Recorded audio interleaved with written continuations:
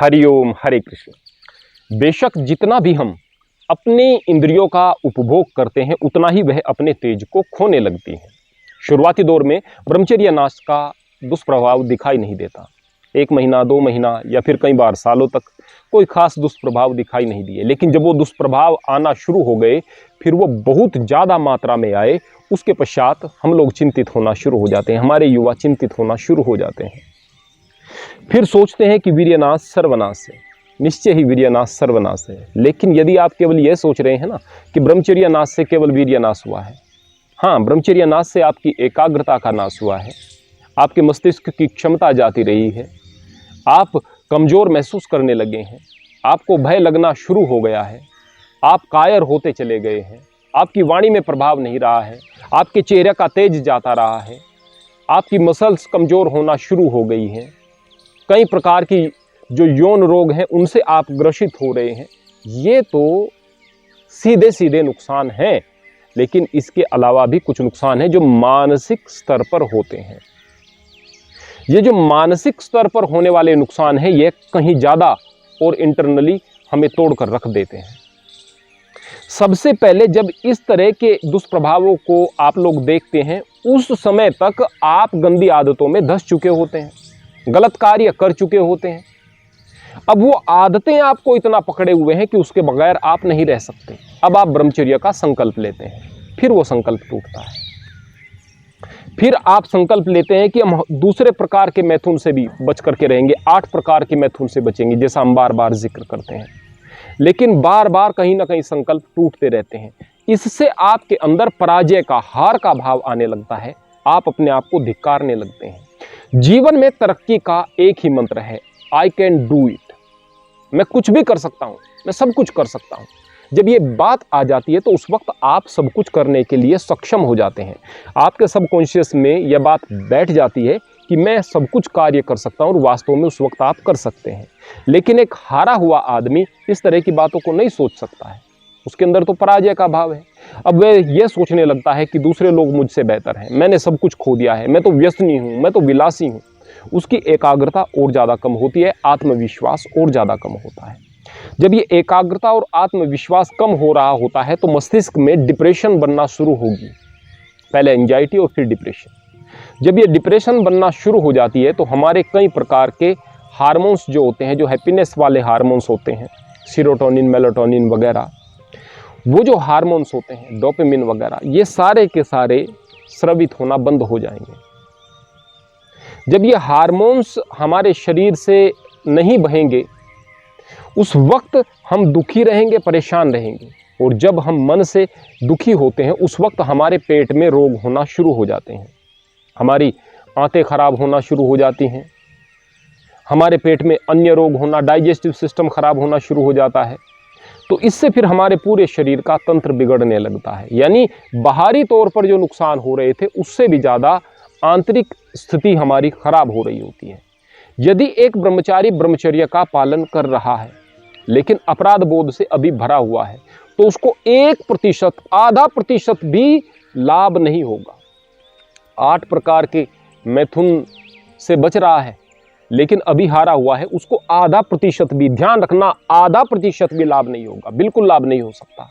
हर प्रकार से मन को नियंत्रित कर लिया है, हर प्रकार से बुरी आदतों को छोड़ दिया है, 8 प्रकार के मैथुन से बच गया है, लेकिन उसके बाद भी मैं शर्त रखता हूं कि ब्रह्मचारी को जरा भी लाभ नहीं हो सकता। कारण क्या? मानसिक स्थिति को ठीक नहीं किया है। जब तक आप अपने आप को हारा हुआ व्यक्ति सोचेंगे, कायर व्यक्ति सोचेंगे, तो उस वक्त आप निश्चित रूप से अपने आप को धिक्कारते हुए गर्त में जा रहे होंगे। क्योंकि शरीर के अंदर जो तंत्र काम कर रहा है, जो हमारे हार्मोन्स काम कर रहे हैं, वो बहुत ज़्यादा महत्वपूर्ण है। अब हम इन चीज़ों से बाहर कैसे निकलें? सबसे पहला कदम हमें उठाना होगा कि हमने जो पूर्व में गलतियां कर दी उसको अतीत में जाकर तो हम ठीक नहीं कर सकते, और जिसको हम ठीक नहीं कर सकते उसके बारे में चिंता करने का भी कोई लाभ नहीं है, चिंता करने का कोई फ्रूट नहीं मिलेगा। तो कोई भी निरर्थक काम से हमें बचना है यदि समझदार बनना है। समझदार बने बगैर आप गंदगी से या किसी गर्त से बाहर निकल ही नहीं सकते हैं।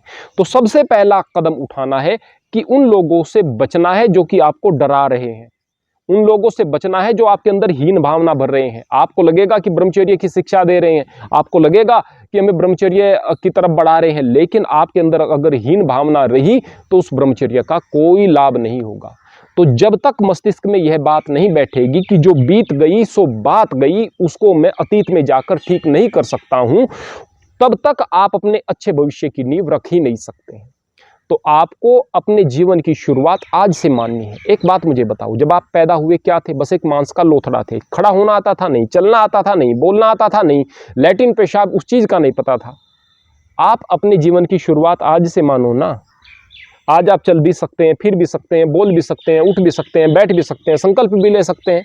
तो अपने जीवन की शुरुआत आज से मानो ना। एक बच्चा पैदा हुआ, उसके पास क्या पता 20 साल का समय है, 10 साल का समय है, 15 साल का मर जाना है, 25 साल का मर जाना है। हो सकता है कि आपकी आयु 100 साल हो। आपने अपने जीवन के 25 साल यदि बर्बाद कर दिए, फिर भी आपके पास 75 साल बचे हुए हों। 30 साल बर्बाद कर दिए, हो सकता है 70 साल अभी भी बचे हों। जब जागो तब सवेरा, इस बात को मान लो। आप आज से शुरुआत करो और इस बात को मस्तिष्क से बिल्कुल निकाल दो कि अब मैंने इतना नुकसान कर लिया, अब मैं ठीक हो ही नहीं सकता। इस बात को सोचो कि मेरा मालिक, मेरा प्रभु जितना मुझे देना चाहता है, जितना उसका आशीर्वाद मुझे मिलना है, वो मुझे मिलेगा और मैं निश्चित रूप से ठीक हो जाऊंगा।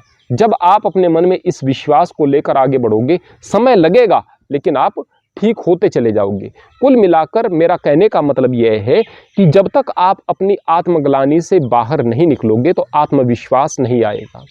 आत्मविश्वास नहीं आएगा तो बार बार आपका संकल्प भी टूटेगा, और अगर जबरदस्ती उस संकल्प को रख भी लिया तो मानसिक स्तर पर कहीं ना कहीं आप कुंठित रहोगे और मानसिक स्तर पर गंदगी से जुड़े हुए रहोगे। गंदगी से बचने के लिए हीन भावना से बाहर निकलना जरूरी है। आपने कोई हत्या नहीं की है प्यारे युवाओं, आपने किसी का दिल नहीं दुखा दिया है, आपने चोरी नहीं की है, आपने अपना नुकसान किया है, आप अपने गुनहगार हो। आप अपने स्वयं के प्रति और ज़्यादा सजग होकर के व्यायाम आदि की तरफ जाकर उस गलती का पश्चाताप कर सकते हो। तो किस तरह की बात, दूसरे के प्रति यदि आपने कुछ गलत कर दिया तो पश्चाताप करना कठिन है, सामने वाले को मनाना भी कठिन है, लेकिन आप स्वयं को मना सकते हो। हाँ, पश्चाताप में तकलीफ तो होती है भाई, उस तकलीफ को सहन करो, वही तो तपस्या है। और तपस्वी जीवन में बहुत आगे चला जाता है। इसलिए मेरे प्यारे बच्चों, मेरे प्यारे युवाओं और मेरे प्यारे वो सभी प्रौढ़ व्यक्ति भी जो कि जीवन में गलती कर चुके हैं और आज सोच रहे हैं कि हमने उम्र का बड़ा हिस्सा बिता लिया है, अब हमें क्या लाभ ब्रह्मचर्य से। ब्रह्मचर्य से आपको भी लाभ होगा। आप शादीशुदा हैं तो भी लाभ होगा। अपनी पत्नी के साथ में अपनी पत्नी का सम्मान करते हुए, केवल अपनी पत्नी का ही ख्याल रखते हुए, इधर उधर मस्तिष्क न दौड़ाते हुए, उसके साथ में गृहस्थ नियमों का पालन करने वाला व्यक्ति भी ब्रह्मचारी ही होता है। पवित्र गृहस्थ जीवन में बहुत ऊंचा स्थान रखता है। आपकी उम्र ज़्यादा हो गई है तो निश्चित रूप से तो भी आपको ब्रह्मचर्य का लाभ मिलेगा। 45 साल उम्र है, 50 साल भी उम्र है, मस्तिष्क पूरा साफ हो गया, पूरा साफ हो गया, आपको पता चल गया कि पूरी जिंदगी में इन चीज़ों के साथ लिपटा हुआ रहा हूँ, आगे लिपटा रहा तो क्या उपलब्धि प्राप्त कर लूँगा, इन चीज़ों से बाहर भी निकलना है। अब हम इन चीज़ों को छोड़ करके आगे भी बढ़ना है। मस्तिष्क में गंदगी को जब आप निकाल कर गंदगी को मस्तिष्क से जीवन को साफ करके आगे बढ़ोगे, तभी से आपको लाभ मिलना शुरू हो जाएगा। केवल पहले 10-15 दिन में ही आपको अलग से ऊर्जा और जीवन में उत्साह दिखाई देगा, यदि आप सही से ब्रह्मचर्य का पालन कर रहे हैं, मन से आप पूरे तरीके से पवित्र हो चुके हैं। तो इसलिए किसी भी प्रकार के अपराध बोध को छोड़ करके जीवन में आगे बढ़ने का प्रयास करो।